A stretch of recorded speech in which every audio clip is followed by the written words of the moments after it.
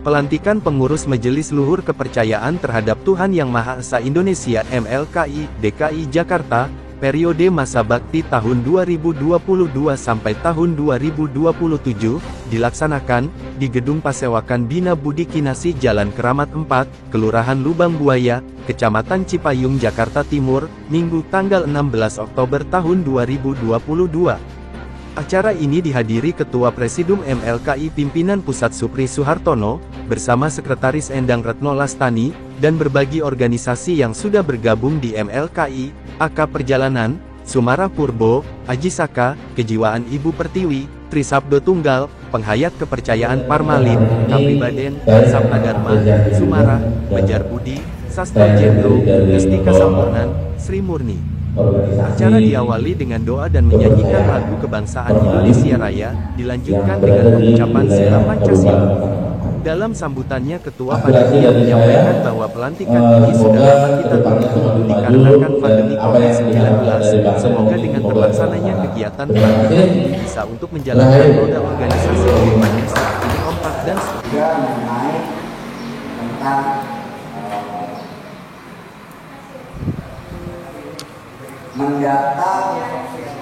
mendata anak didik penghayat yang ada di Jakarta. Jadi masing-masing organisasi nanti akan mendapatkan data anak didik yang sudah tidak mau mengikuti pendidikan salah satu agama dan ingin istilahnya mengikuti pendidikan kepercayaan. Berapa orang sih dari organisasi A, organisasi B, organisasi C?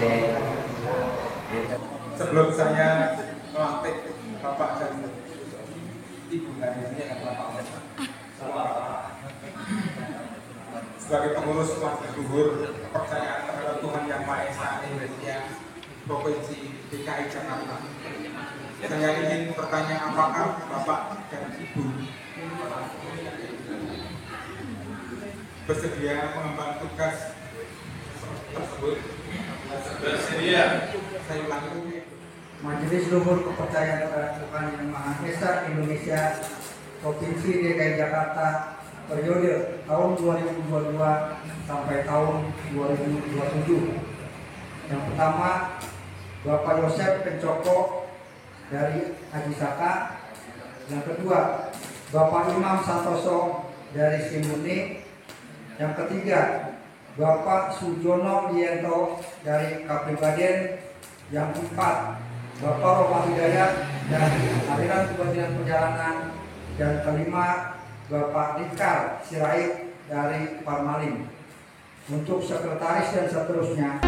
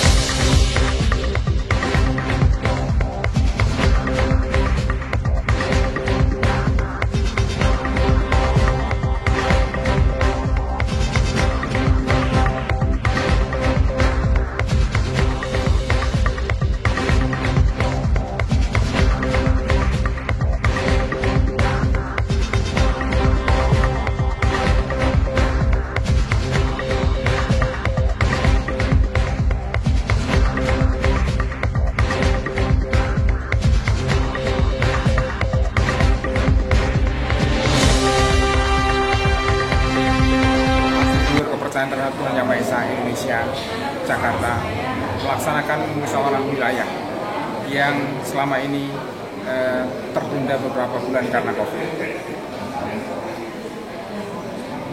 Pada kesempatan hari ini dihadiri oleh 13 organisasi kepercayaan yang ada di lingkungan Jakarta, yang ada di lingkungan DKI Jakarta, telah sukses memilih presidium dan pengurus Majelis Luhur Kepercayaan terhadap Tuhan Yang Maha Esa Indonesia di Jakarta, MLKI DKI Jakarta.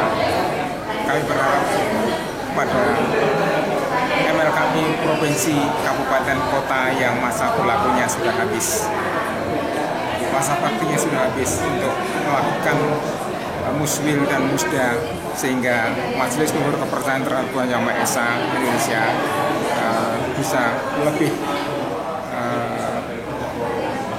baik, lebih giat untuk melakukan kegiatan-kegiatan meningkatkan eksistensi kepercayaan terhadap Tuhan Yang Maha Esa. Saya kira itu yang saya sampaikan. Izin Pak, dengan terbentuknya ini salah satu organisasi MLKI, bisa diceritakan visi dan misinya Pak? Ya, saya kira seluruh kepercayaan terhadap Tuhan Yang Maha Esa tujuannya sama, yaitu secara pribadi berupaya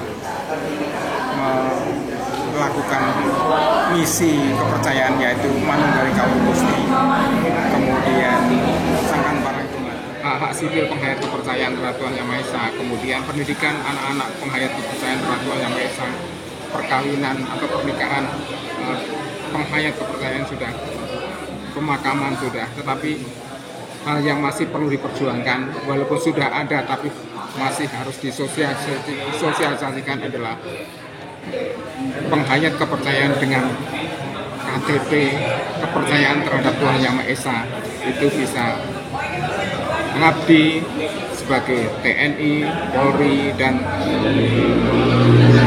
pegawai negeri sipil.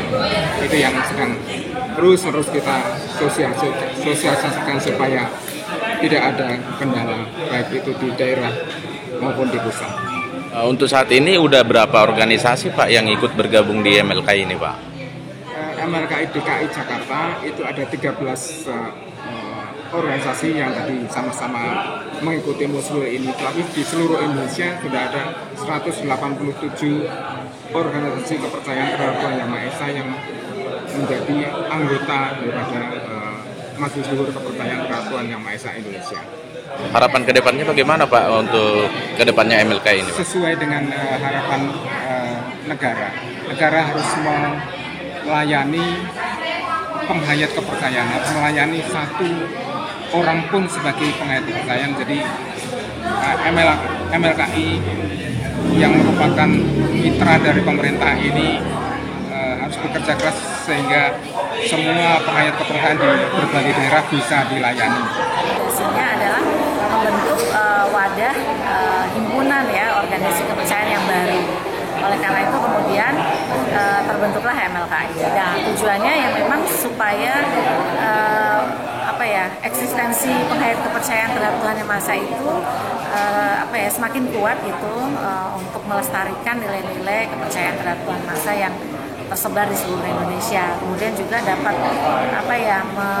bermanfaat lah bagi para penghayat sendiri. Bagaimana kita bisa menjembatani juga komunikasi antara penghayat dengan pemerintah. Saya yang terdaftar di MLKI, dan tentunya MLKI juga belum tidak bisa mengetahui semua organisasi yang ada ketika dia tidak mendaftarkan diri gitu. Jadi ya sementara ini yang menjadi anggota adalah yang sudah terinventarisasi di Direktorat Kepercayaan, dan organisasi yang belum terdaftar pun boleh bergabung di MLKI. Secara luasnya tentunya program MLKI pusat ya pada khususnya itu lebih pada mengawal kebijakan-kebijakan pemerintah ya, bagaimana sehingga keberadaan penghayat kepercayaan ini terlindungi dan mendapatkan hak-haknya sebagai warga negara. Kemudian ke dalamnya tentu saja kita membuat program-program yang bisa meningkatkan sumber daya manusianya, gitu ya, bagaimana penghayat kepercayaan itu semakin berkembang. Kemudian juga bagaimana kita bisa melestarikan nilai-nilai ajaran dari kepercayaan terhadap Tuhan Yang Maha Esa itu. Pendidikan kepercayaan sendiri kan sudah ada Permendikbudnya sejak tahun 2016 ya. Jadi Permendikbud nomor 27 tahun 2016 itu sudah ada, dan di situ kemudian penghayat kepercayaan atau siswa penghayat kepercayaan itu bisa mengikuti mata pelajaran kepercayaan sebagai pilihan pelajaran agama gitu ya. Jadi tidak harus lagi mengikuti pelajaran agama, tapi bisa memilih pelajaran pendidikan kepercayaan terhadap Tuhan Yang Maha Esa. Jadi ya itu secara resminya memang sudah diakui oleh pemerintah. Nah, kami dari MLKI sendiri kemudian bekerja sama dengan Kemendikbud membentuk guru-guru ya sebenarnya, tapi karena guru ini kan perlu prodi untuk bisa menghasilkan guru kepercayaan. Nah, sementara ini pelaksananya adalah penyuluh, kita sebutnya penyuluh, yang kemudian kita latih dan kemudian mengikuti uji kompetensi. Jadi penyuluh ini pun bisa melakukan pembelajaran seperti yang dikerjakan oleh guru pada umumnya. Baik, saya punya harapan besar pada pengurus baru MLKI Provinsi DKI Jakarta tahun 2022-2027 ini agar semakin aktif gitu ya, karena posisi MLKI Provinsi DKI ini kan di pusat negara ya, saat ini masih ibu kota negara. Jadi tentunya bisa lebih aktif lagi dalam menjalin hubungan baik dengan pemerintah setempat. Bagaimana kita berbaur dengan masyarakat dengan melakukan kegiatan-kegiatan sosial. Jadi masyarakat juga merasakan bahwa keberadaan penghayat kepercayaan itu bukan hanya sekedar nama atau terkesan eksklusif gitu ya, menyendiri, tapi penghayat kepercayaan itu mau berbaur dengan masyarakat dan memberikan kontribusi.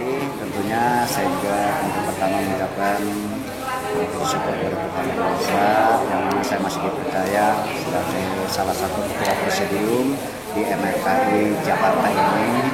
Semoga saja harapan kita bahwa penghayat kepercayaan terhadap Tuhan Yang Maha Esa mendapat perhatian yang lebih baik lagi, dan baik dari masyarakat maupun instansi pemerintah sesuai dengan apa yang hukum yang telah ditetapkan. Ya, selain dari situ langkah-langkah yang paling utama untuk mengembangkan organisasi ini? Yang pertama tentunya kita audiens ya kepada masyarakat sekitar, memperkenalkan tentang keberadaan penghayat kepercayaan terhadap Tuhan Yang Maha Esa yang ada di Jakarta ini. Kedua juga kita audiens kepada instansi pemerintah terkait di dalam memperkenalkan keberadaan kepercayaan terhadap Tuhan Yang Maha Esa, organisasi kepercayaan yang ada di wilayah Jakarta. Ya, harapan dan himbauannya untuk para seluruh pengurus di MLKI DKI Jakarta ini, Pak?